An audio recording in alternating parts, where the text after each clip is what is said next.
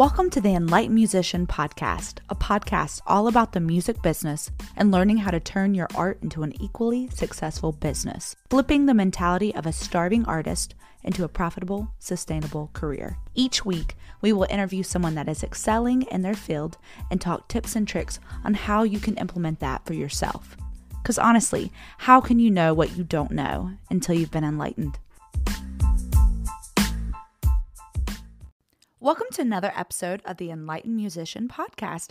I'm your host, Lauren Light, and today we have an amazing guest. Her name is Filomena Croce. She is an Italian singer and songwriter in the Netherlands, traveling around the world with a Master's of Music graduate, Conservatorium teacher, and business owner. She has performed at Tomorrowland Belgium, the London Jazz Festival, and worked with the multi-Grammy Award-winning orchestra, Metropole Orkest. And she is releasing her debut EP, Love Will Come Back, in early 2021. So we have a lot to talk about. Let's just get on into this conversation. I'm so excited today to have Filomena on, and we are going to actually talk about a little bit about how she got into what she's doing. You already heard on the pre-recording, she's already done some major accomplishments. And I kind of just want to talk about your backstory. How did you get into music, and kind of give us a brief on how you got there? Hello. First of all, I want to say hello to you, Lauren, and thank you for having me here on the show. Good question. How I got into music. Well, I think it happened, by chance, almost. When I was like 10 years old, so some time ago now.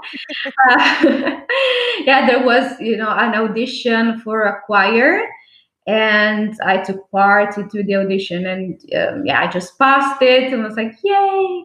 And there were some concerts with this choir, and it didn't last very long, that one, but after that I just decided to continue with it, and I got into another choir, and then I started studying at the school.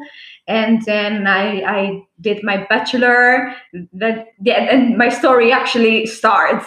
It was not really a conscious choice. That's what I mean. It just came by itself. So I didn't decide. Music chose me more than I chose music. Yeah, so that's how it started, and then it became serious and serious, like with time, like with my bachelor, and I graduated in Italy in jazz voice, and after that I started traveling. I went to the UK. I stayed there for some time, and I started traveling. I went to Slovenia, Ireland, Belgium, Brazil. Even it was so much fun going to Rio de Janeiro. And then, I started my master in 2015, and I graduated in 2018. My Master of Music in Jazz and Pop Voice. And meanwhile, I was doing concerts, of course, and I've been involved in many festivals. Of course, the most important ones that you already said that in the introduction, like Tomorrowland and the London Jazz Festival. But of course, I've been in more festivals, and I'm also a teacher. So I have my own teaching business, but I've also taught at the Conservatorium in Belgium, in Bruges. So that's what I've been doing right now. I'm teaching and I'm performing. Well, let's say that Corona didn't make that very easy. Yeah. But I still could, keep going and, finding, newfound creative ways also to do that online. So I keep going with that, but of course I hope that we can soon go back to a more normal, more traditional way of performing. I know. I'm in the same boat because I'm a musician as well. And you were talking about traveling earlier. This whole entire year, traveling at the very first of the year, January through March, I was like in 8+ different states and like traveling and then just like halt. So you have to get a little creative. So I'm completely in the same boat of you. You were talking about you traveled a ton. Was that just on your own free will or was there purpose behind traveling? Was it like musical traveling that you were doing? No, well, there was a purpose. Let's say I started traveling because I wanted to do my master in the Netherlands. Hmm. So I had this very big goal in my mind, and I thought that to get better and better and become a better musician and better singer, I had to attend master classes and workshops and all that kind of stuff, and I preferred going abroad. Of Yeah. course, there are of course master classes and courses in Italy. Hmm. Some are really nice, but I've also been in some in Italy, but I also preferred just going abroad, and from there I started also performing abroad. I moved to the UK to study English, um, because the course in the Netherlands, my master's course, it was an international course, so it was gonna be in English, and I was like, yeah, I need to speak English and understand English properly to do that. Yeah. So I went to the UK and I started performing there too. And yeah, that was amazing. And then well, also with some waitressing on the side at the Mhm. time, because I was not really teaching music yet. Yeah. So yeah, but it was so exciting and so useful also because then I learned how to speak English like I'm doing now with you. That's so did you know English before you actually took those courses or any at all? Yeah, well, I studied English at school, of Yeah. course. So I did. I think I had a very good base of grammar. Mhm. So my teachers were really good teachers. I've been lucky enough to have very good teachers, so I knew grammar pretty well. But the thing that I was lacking was practice. So when I was like in front of people, I was almost petrified with terror. I mean, I tried to talk to them, and well, I understood, but I felt limited, because I Yeah. was like, yeah, well, I'm not sure. But when I went to the UK, then I was forced to speak English to them because no one was gonna speak Italian to me whatsoever. Of Mhm. course, and yeah, then I had to overcome my fears. I've been forced, but that's what I wanted, so that's why I went there.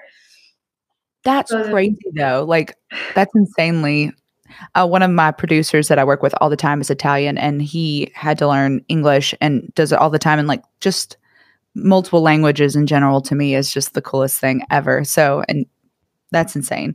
But, we'll talk about those master classes. Did you have, like, a favorite that you did while you were on the road? um, well, I think the one in Rio de Janeiro was probably one of my favorites because, well, one of the I sing different genre of music, Mhm. so I like to be very versatile. So I sing jazz and I sing well also EDM with Tomorrowland, but Yeah. some classical and world music, and especially like in world music, Brazilian music. So bossa nova, samba, and yeah, and that's what I've done like a lot when I was in the like during my studies, especially in the Netherlands. Um, so yeah, I thought it was one of the most useful ones to do, because then I went there where the bossa nova actually originated. So yeah, and it was just so cool. It was so different from Europe. Anywhere I've ever been in Europe, and I was like just looking around. I was like, wow, this is amazing to look at. Yes, so different. And yeah, I just loved it. It was a bit weird because like I went in January, like the end of January or something like that, which Europe is winter. But then I went there and it was so warm.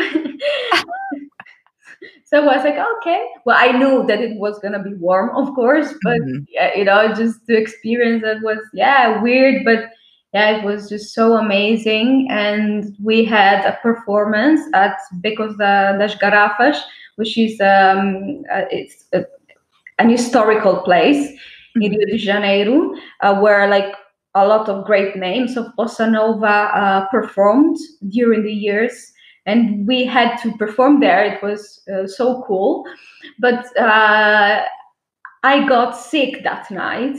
Oh, that's the worst. So I had to sing. I had to sing with like temperature. So I was like, oh.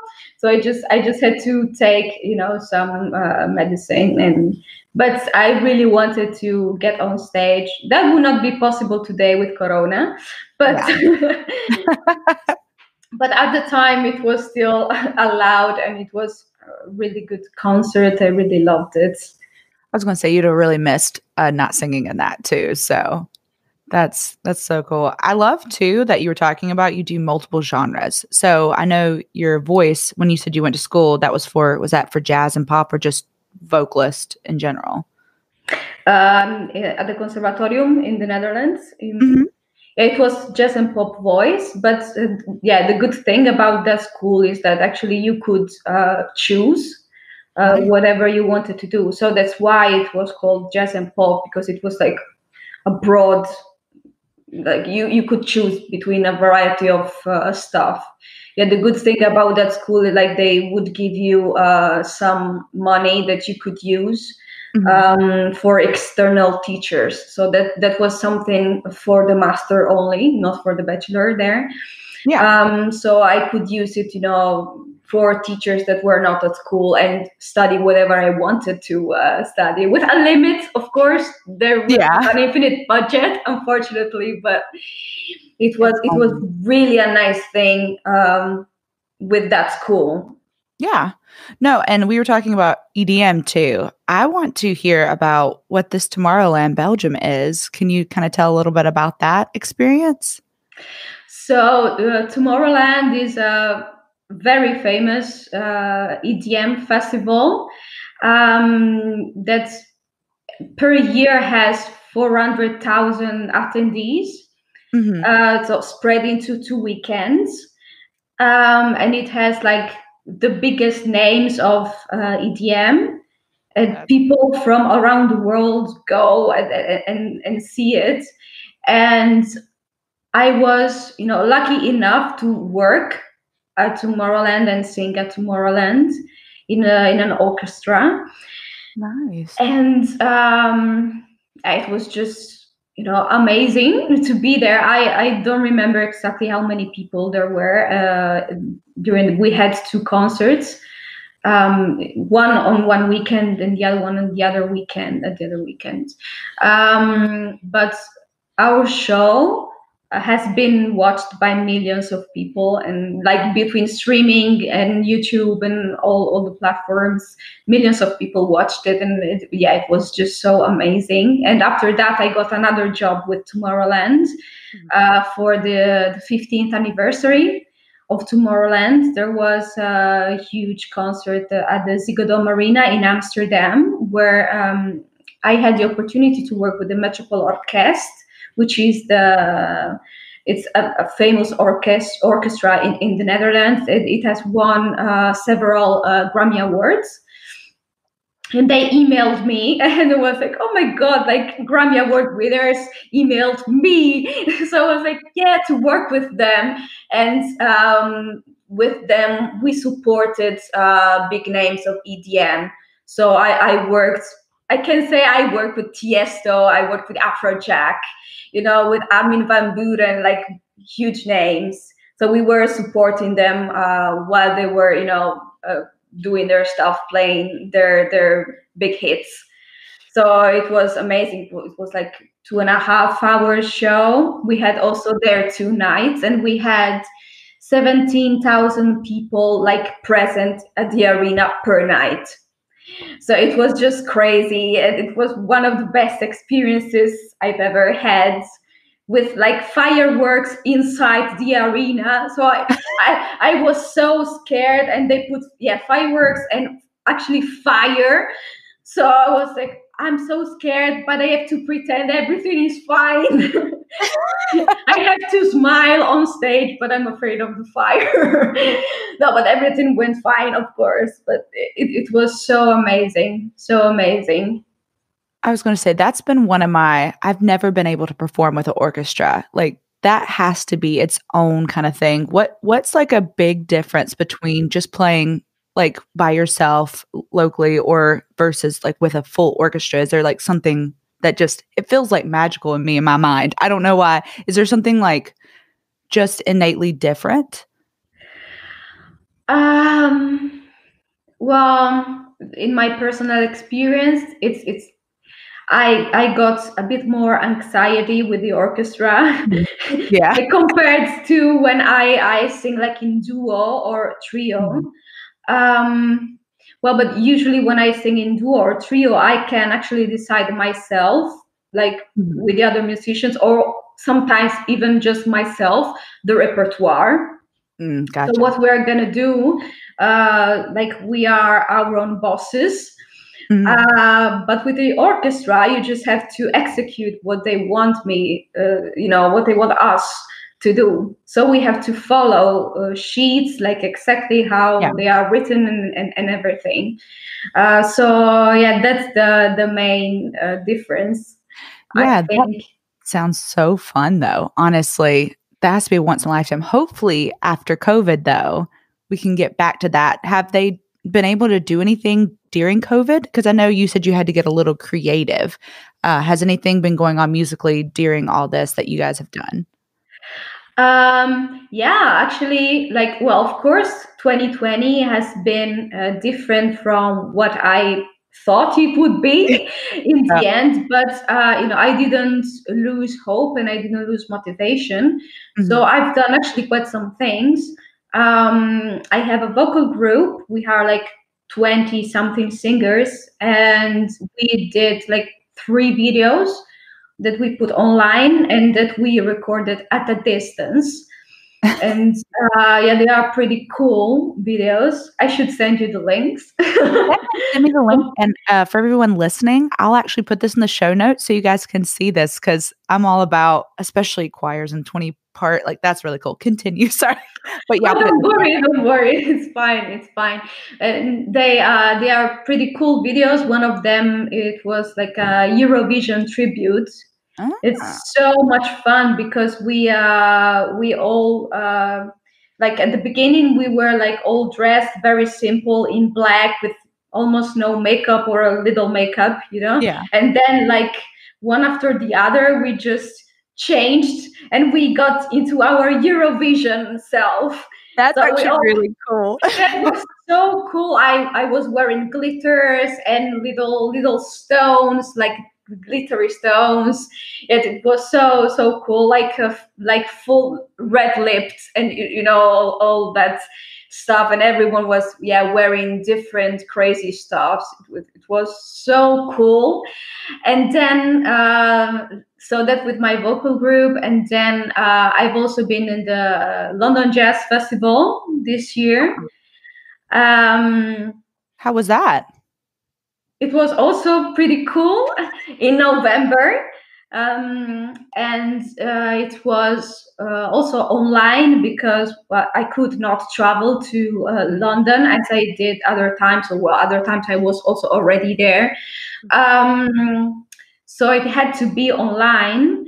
But it has been still a very cool experience. It was the Orphy Robinson's virtual jazz club band. It's Yeah. a very long name, so I have to repeat every word in my head. Yeah, with Orphy Robinson's as a band leader. And yeah, they sent us our parts and we had to record them. So actually, well, of course, then I knew the song because I read it and I sang my part, but actually I had no idea how it was gonna come out Yeah. at the end, and I didn't know like the other people that were playing and singing. So like when the video premiered online, I was like waiting for it with such just waiting for it with not anxiety but like positive Yeah. anxiety, because we're like, okay, I don't know how it's gonna come out, but I was sure it was gonna be good, great. It was a very good surprise. I was really happy about the result. It was maybe even better than I imagined. It was really cool. Well, I guess it's because too, you guys weren't able to practice together, or like, I guess everything was individually recorded. Yeah, it was individually recorded. I had no idea how the other Oh. people were playing, how their parts, because I didn't have everyone's parts. I had only like my part. Mhm. So yeah, I just really didn't have much idea about how it was gonna come out at the end. I just knew it like in general, but not like how it would come out. And also the video, I didn't know how it was gonna look like in Mhm. the end. But it was so amazing. They did a very great job So with you got to that. be surprised with everyone else as well. Like, Yeah, it was what? a beautiful surprise. I really loved it. I was so happy at the end. So that was also a very good thing about 2020, like what I did. See, some people in the music industry haven't really done much at all. So that I feel is a huge compliment to still be doing like the London Jazz Festival during a complete pandemic is crazy cool. So I think a lot of musicians that are listening to this right now, uh, there are no roadblocks within music. You just kind of got to get a little creative and figure it Yeah, out. yeah, for sure. Because you know, when there is like motivation and everything, you can still find a way. Anyway, it's gonna be hard. Of course, it was hard. I had moments of discouragement like Mhm. everyone else. It hasn't been easy. Of course it was a challenge, but you can get creative in the end. It is possible. Definitely. And I was going to say, there's one thing we still haven't talked about really. Oh, two things actually. You mentioned you're a business owner as well. Do you want to kind of go into that a little bit? Yeah, well, I started my own teaching business 2 years Nice. ago. So in November 2018, Uh-huh. yeah, with days, Right I'm after like, you graduated, right? yeah, after I graduated, yeah, I started my business in Rotterdam. So a music school Hmm. where I had students of all ages, all levels. With COVID, it had to become online too, Yeah. but that's not a problem at all. Online lessons are, yeah, of course, it's Hmm. not exactly the same as in person, but they work. They work. So. I really love to be also a teacher, and well, not only with my own music business, but also the conservatorium. Actually, that has been always a dream of mine to Hmm. have the opportunity to teach at a conservatorium, because I studied at two conservatorium, like one in Italy and one in the Netherlands. So I was looking at my teachers, and I was just saying to myself, I want to be like them. Yeah. And I want to do the same as they do. And I got to do it for a short time in 2019. I went to Belgium, which anyway is quite close to Rotterdam, so it was not that much of a problem to go there. And it was, a very good experience. And I hope I can do that again too, beside my own music school. Of course, I like to do a lot of things. I like to keep busy and do a lot of stuff. It definitely sounds like that. Just because all this is happening within a couple years span. I don't think people, if you're listening to this, most people haven't done some of the stuff you've done in years. So trust me, I'm with you on that. I love to be busy and do as much as well. Let's actually talk about another thing, because it's crazy what all you've been doing during pandemic. Let's actually talk about the new album, what it's called, how that's been going as well, because it's not out yet, but it's coming out. No, yeah. So my album is another thing that I did during Yeah. COVID. I love it. The title of the album is Love Will Come Back, and it will be out in late February. It's gonna be a collection of some empowering pop, catchy tunes and melancholic ballads. Well, I can say for myself that I love it, but you have to listen to it afterwards when it comes out, and you will have to see for yourself. But it's really great. It's really great. It has some great messages. Like the song have some empowering messages that talk about personal growth, and trying to find confidence with yourself. So I think, they give some very positive messages to people. So I think it's gonna be great. I took some inspiration. Sorry if I interrupted you. Oh, no. Go ahead. I think you're going to answer what I was going to ask. Oh, I don't know. But I took some inspiration from Christina Aguilera, I think. Oh, nice. Because when I was a teenager, like 15 or something, like Christina Aguilera was like my hero of music. So I was listening to all her empowering songs. Mm-hmm. And I think that stuck with me a little bit. And well, that's also part of my personality. So that's also how I am personally. So I really am happy that my songs have, all these positive messages. Most of them. You said there was a couple melancholy ones, but is that why you named the album Love Will Come Back? Love Will Come Back is no, it doesn't have to do with melancholic ballads. It's actually the title of one of the empowering songs, but it doesn't have anything to do with romantic love. Yeah. It's much more about, when you spread love, when you like not necessarily romantic love, but like positive feelings. Yeah. When you put out love, you're gonna receive love in return. So that's more what it means. And honestly, I think that's so fitting for everything going on right now. Just when you spread love and positivity, that it will come back. And I'm huge on empowerment albums, so I definitely would suggest everyone to check it out. And it's going to be out, you said, February-ish. We're all on this timeline of we're just kind of waiting and seeing when the right time is to release stuff. But I'm excited about that. That's a really cool album too. I honestly agree with you on there's a lot of romantic albums. So to have something that's empowering and self-empowering and spreading love, it's kind of a really nice change up. And I think we could all use that. So I'm excited. Is there anything else that you're excited about coming up this year? Or is it the albums like the thing that's exciting?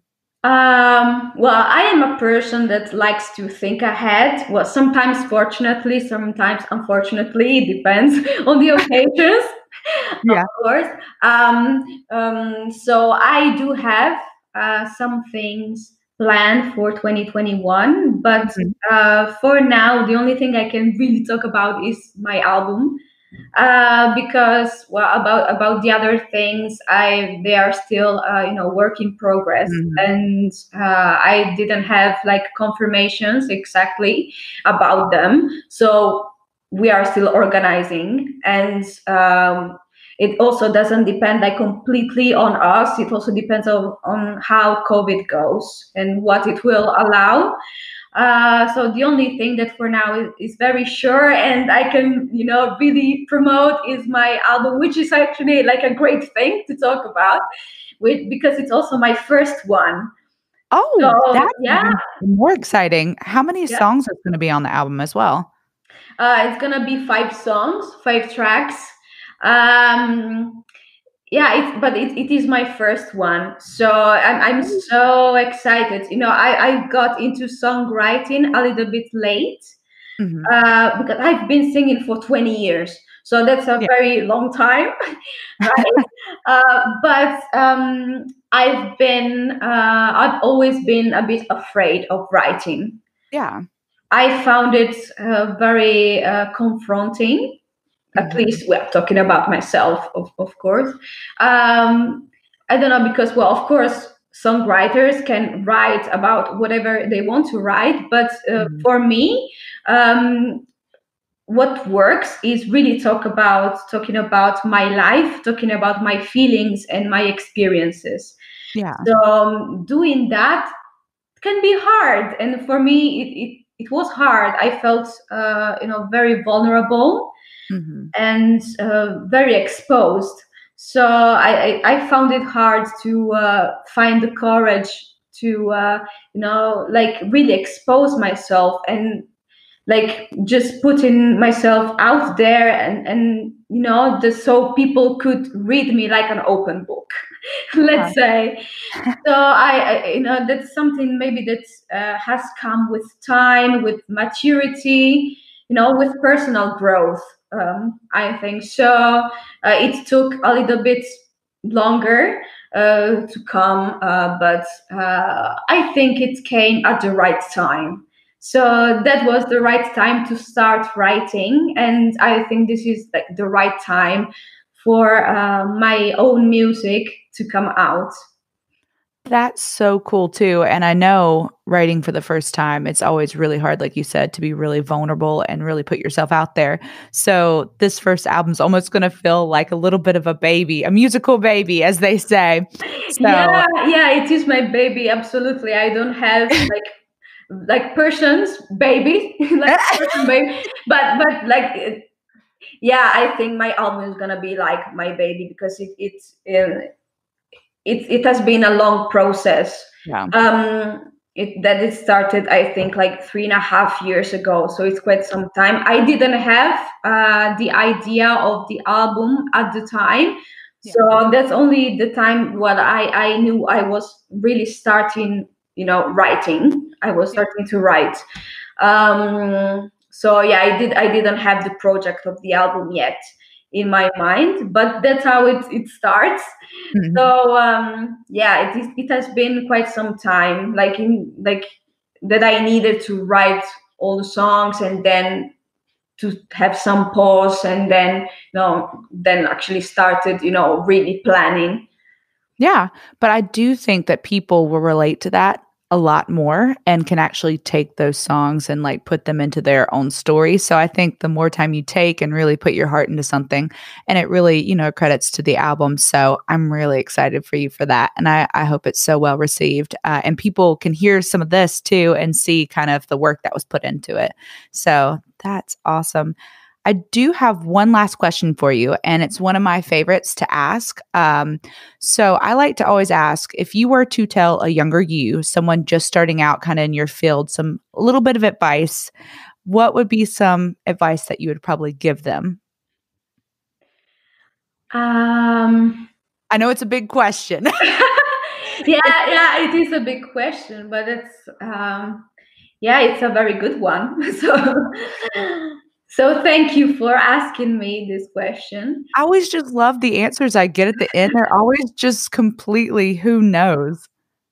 Yeah, well, what I would tell myself as a younger me starting out, is to just not get discouraged by other people's opinions, Mm-hmm. because like, as me, that you are a musician too, so you know that how music is perceived Mm-hmm. by people, like usually like the mentality that there is with the culture, and people thinking music is not a real profession, and maybe you should do something Yeah. else, and get a degree in something that is more useful, they say. Yeah. So yeah, I did get comments, and Mm-hmm. I got hurt in the past by these comments, but I would, just say, just don't listen. In the end, I didn't listen, but Mm-hmm. well, of course, otherwise I would not be here right now. But sometimes it has been difficult to hear some of these comments. So I would you know just be of support. I would just be supportive with myself, and yeah, just say, just keep doing what you want to do. Just don't listen to what other people have to say. If they support you, it's good. If they don't, just the important is that you support yourself. No, exactly. And I think I dealt with that as well. And it's just one of those knowing what you want to do and who you want to be. And any voice that contradicts that is just lame. So I love that. And I think anyone listening can really know that a lot of people go through that. And a lot of people have the imposter syndrome and tell people to get a degree in something else or do something else. Don't listen to them. And I love that. And I think that's a great note to end on. I'm going to leave a lot of links for you to check everything out we've talked about today. And I'm really excited about the album. And seriously, thank you so much for coming on and hanging out with me and talking. It's been my pleasure. Oh my goodness. It's been a fun conversation. Oh, thank you for having me. I also really enjoyed our conversation, and maybe there will be more in the future. Well, we'll have to see because you said there's a lot of good things coming up, so I might wanna have to know about it, so and I love Yeah. this, and hopefully by the time this comes out and everybody's listening on it, maybe the album will be coming out within the next week or so, or it might have just came out, so either way, I will update the link, so be sure to check back in and the link to the album, and also that video of her choir playing, I'm gonna put that underneath it as well, so you can check her out. Seriously, thank you so much. Thank you. Thank you.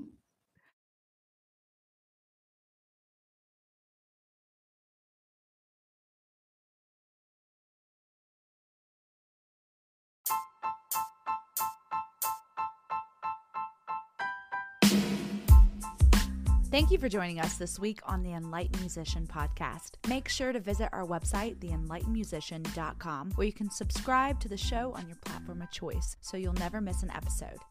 Until next time, this is Lauren Light.